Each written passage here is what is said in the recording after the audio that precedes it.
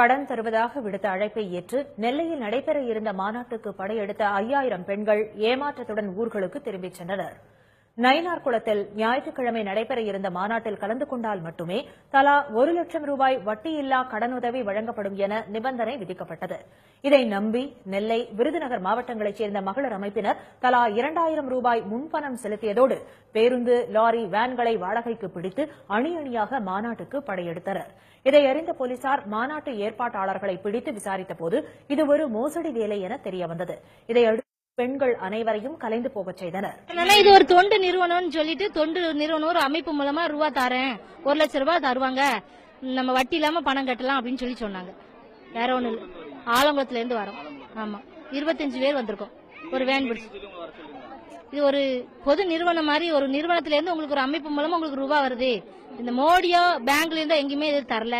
ஒரு நிறுவனம், ஒரு அமைப்பு மூலமா ராமகிருஷ்ண சாஸ்திரி இருக்காரு, அவர் மூலமா உங்களுக்கு பணம் கொடுப்பாங்க அப்படின்னு சொல்லி சொன்னாங்க. போலீஸ் தலையிட்டதுக்கு அப்புறம் இது ஒரு போலியான நிறுவனம், இது சம்பந்தப்பட்ட எந்த மோடியோட பேரையும் கலங்கப்படுத்தி, அது இல்லாம எங்களை மக்களை ஃபுல்லா அலக்கழிச்சு இதே விஷயம் பண்ணிட்டாங்க. இவங்க மேல சரியான முறையில் நடவடிக்கை எடுத்தருமாறு தாழ்மையுடன் அரசாங்கத்தை கேட்டுக்கொள்கிறோம்.